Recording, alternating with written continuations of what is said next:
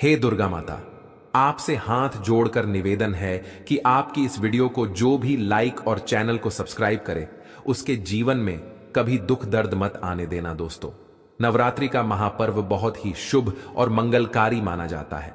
नवरात्रि के पूरे 9 दिन गंगा जल की हर एक बूंद की तरह पवित्र माने जाते हैं। यह शुभ समय भक्तों के जीवन में खुशियों की सौगात लेकर आता है।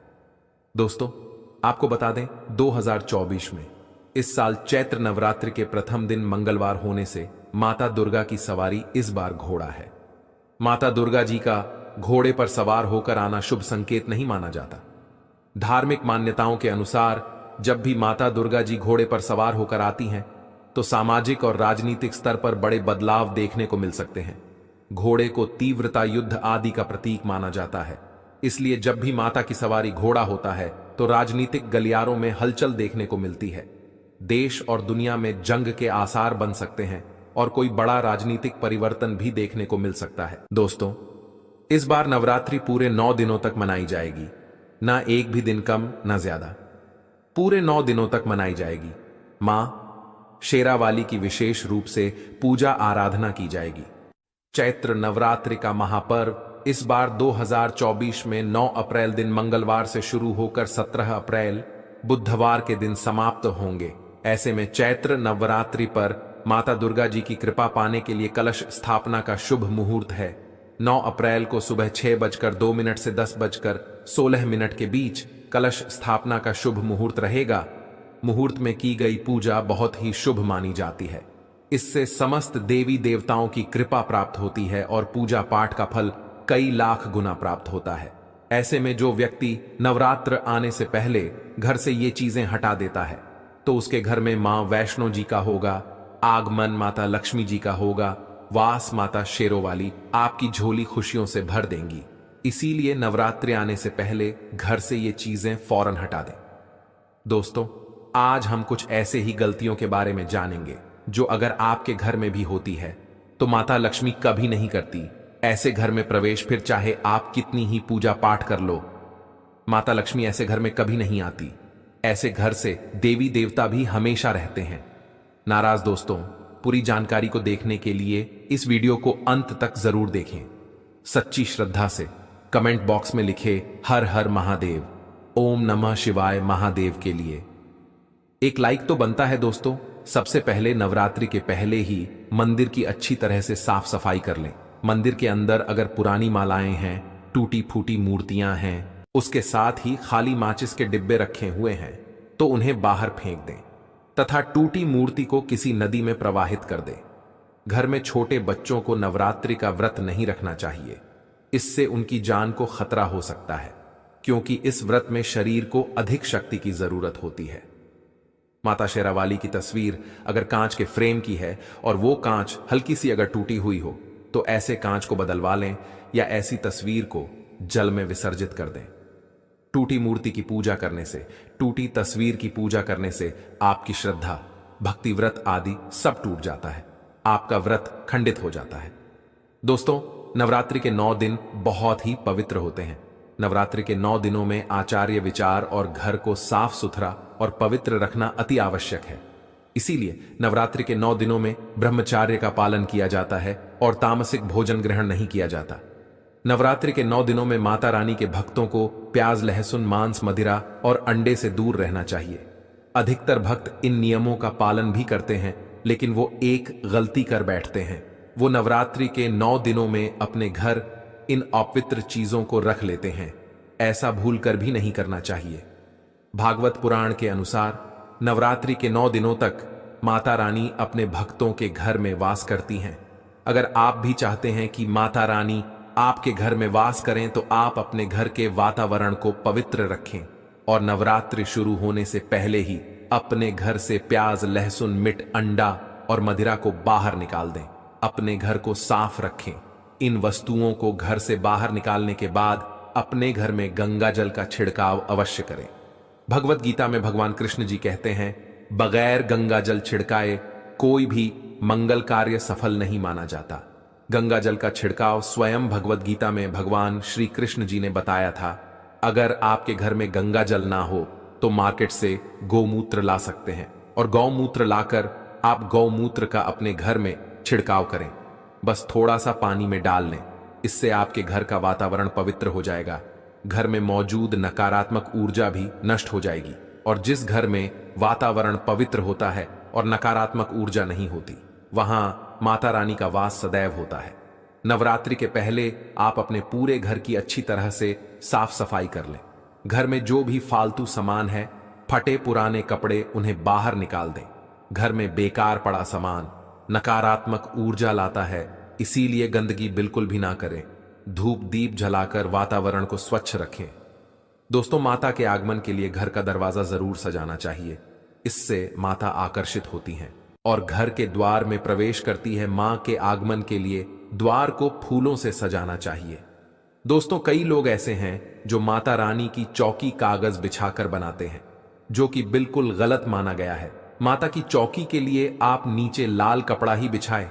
काला कपड़ा और सफेद कपड़ा भूलकर भी नहीं बिछाना चाहिए। ध्यान रखें, कपड़ा फटा भी नहीं होना चाहिए। दोस्तों, अगर आपके घर में देवी देवताओं की खंडित मूर्तियां या फटा हुआ चित्र अगर हो, तो उसे किसी पवित्र नदी में विसर्जित कर दें, क्योंकि ऐसी मूर्तियां और चित्र दुर्भाग्य लाती हैं। देवी देवताओं की खंडित मूर्ति की पूजा ना करें और ना ही उन्हें घर में रखें, क्योंकि उन्हें घर में रखना बुरा माना जाता है। दोस्तों, वहीं अधिकतर लोग अपनी छत पर या अपने घर के मुख्य दरवाजे के आसपास कबाड़ इकट्ठा कर देते हैं। ऐसा करना अशुभ माना जाता है। अगर आपने भी अपने घर में घर के मुख्य दरवाजे पर या छत पर या फिर खासकर घर के उत्तर दिशा में कबाड़ इकट्ठा कर दिया है, तो नवरात्रि शुरू होने से पहले उस कबाड़ को घर से अवश्य ही निकाल दें। दोस्तों, यदि आपके घर कोई भी बंद घड़ी है, तो नवरात्रि शुरू होने से पहले उसे अपने घर से हटा दें और नई घड़ी ले आए या उसे सही करवा लें। घड़ी को प्रगति का प्रतीक माना जाता है। बंद घड़ी समय से पीछे चलने वाली हमारी प्रगति में बाधा डालती है। इसीलिए नवरात्रि शुरू होने से पहले ही आप बंद घड़ी को घर से बाहर निकाल दें। दोस्तों, अगर आपके घर के मंदिर में किसी भी तरह का कोई फालतू सामान रखा है, जैसे कि साड़े गले, फूल, अगरबत्ती, धूप बत्ती के डिब्बे या माचिस आदि के डिब्बे, या कोई भी खाली पैकेट मंदिर में ना रखें, या फिर कोई फटी पुरानी धार्मिक पुस्तक या भगवान के कोई पुराने कपड़े जो फट गए हैं या मुकुटमाला जो खराब हो गई है, तो उन्हें आप जितना जल्दी हो सके अपने मंदिर से हटा दें। नवरात्रि से पहले आप अपने मंदिर की और मंदिर के आसपास की साफ सफाई अवश्य ही करें, तभी माता रानी की चौकी स्थापित करें।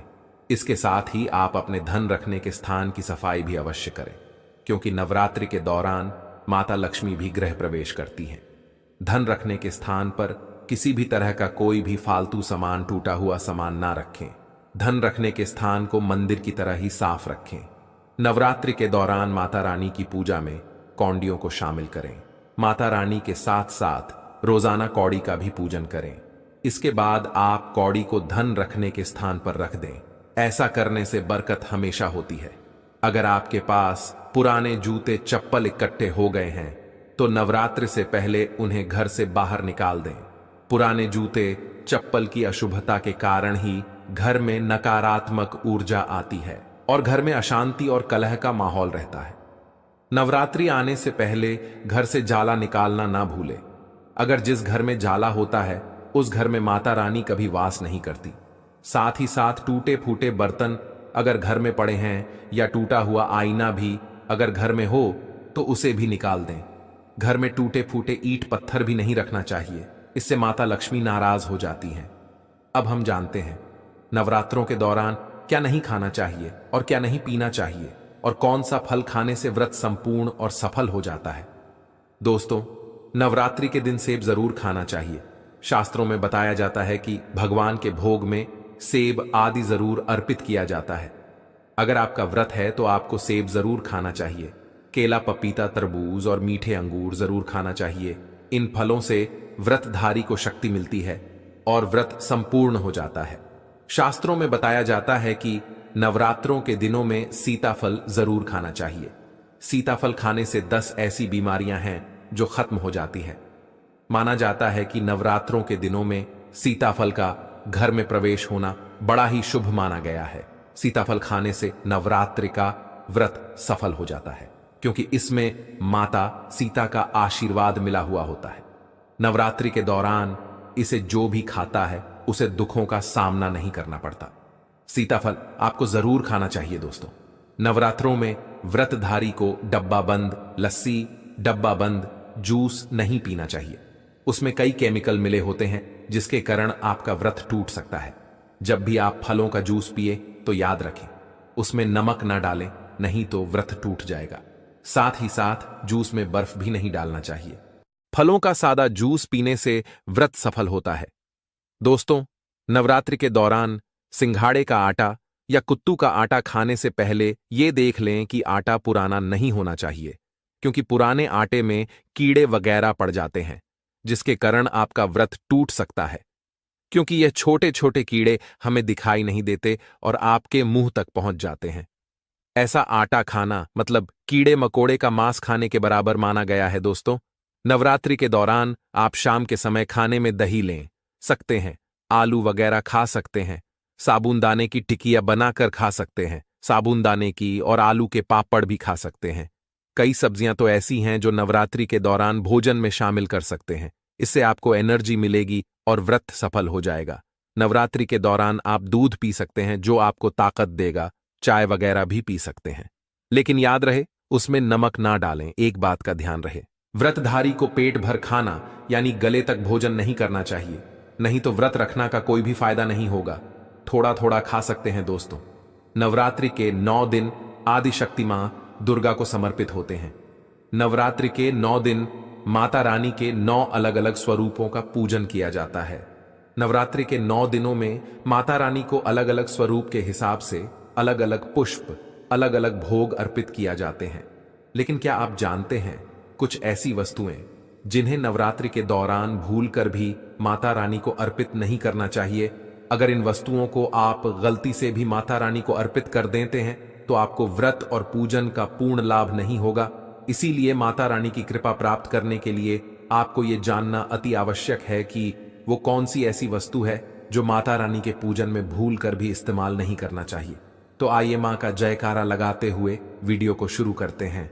दोस्तों, नंबर 1, नवरात्रि के दौरान शादीशुदा महिलाओं को सफेद कपड़े पहनकर पूजा पाठ नहीं करना चाहिए। साथ ही साथ काले कपड़े भी नहीं पहनना चाहिए, इससे पूजा व्रत आदि खंडित हो जाती है।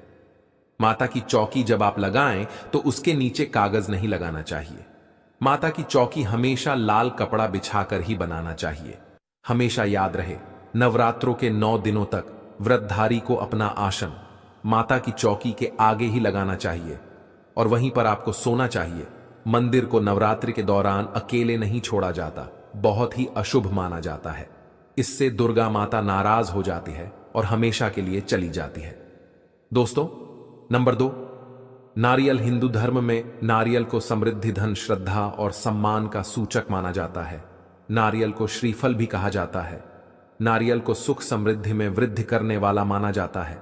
नारियल का हर मांगलिक कार्य में विशेष महत्व होता है।